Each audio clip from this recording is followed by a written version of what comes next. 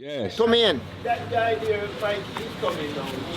Tomaine, huh? He groomed. You know Tomaine, but that's a long time ago, man. You're too young to know Tomaine. No, I interviewed him in Saratoga, right? Yeah, that's a long time ago, man. No, this summer. Yeah. But he talked about the memories though. He groomed all Woody Stevens good horses. Yeah. Tomaine. Yeah. What kind of groom he was, man? He was the best, man. Woody Stevens have the best horses in the world. He won the Belmont Stakes 5 consecutive times. Nobody will ever do that again in the history of racing. In history of racing. He won the Belmont Stakes 5 times in a row. Wow. Nobody will even win it 5 times. He won it 5 times in a row, and Tomaine groomed all his best horses. And how special is that, right? To win the Belmont Stakes 5 times in a row. That's like being Michael Jordan. Wow. You know, and nobody ever do it, and will never do it. Yeah. And what's your connection to racing? I train horses. What's your name? McDonald. Yeah, wow. And what's some of the horses you train? Mamselle, Babette, Funny Annie. Train a lot of nice horses. Yeah. But I'm getting old, I can't remember. I like Tomaine. Yeah. What's your favorite moment in this life, man? Working around horses. Yeah.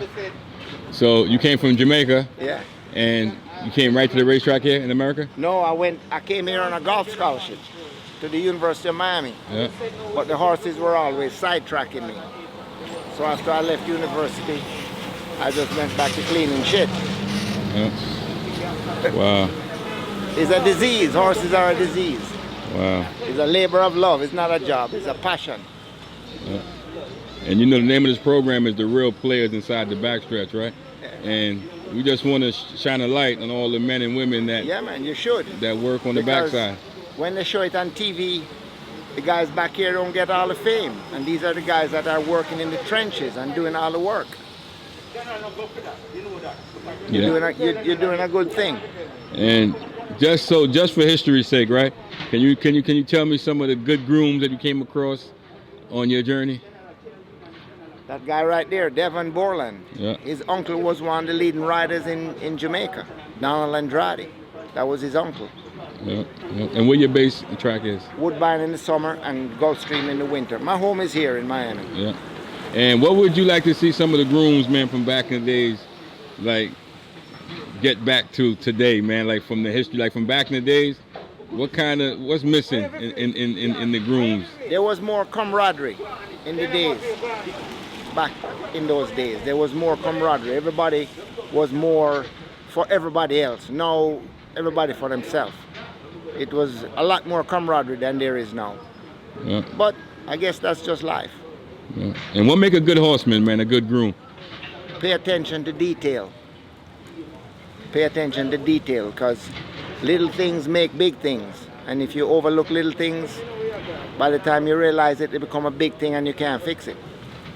Look, I can introduce a Tomaine, right, as like a legendary groom. Yeah, man. But Woody Stevens in those days was like Todd Fletcher or Bob Baffert. You remember Sean? You know Sean? Sean rubbed the first two horses. Color. Yeah, man. But yo, when I'm a little boy, I run behind Sean at Heavenly Cause.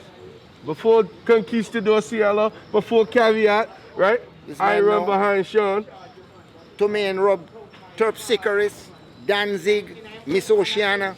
Tomaine rubbed all Woody Stevens' best horses. Yeah, but Sean rubbed Conquistador and Caveat. Yeah. Yep. Eddie Maple was Woody Stevens' main man. Yeah, but he was an outside rider. If he can't sweep the outside, he's not coming up the rail. He's not coming in between traffic. You got that right. That was just it. That's right. My dad runs second in the '82 Derby with Laser Light. Gato del Sol beat him. Pat Kelly horse.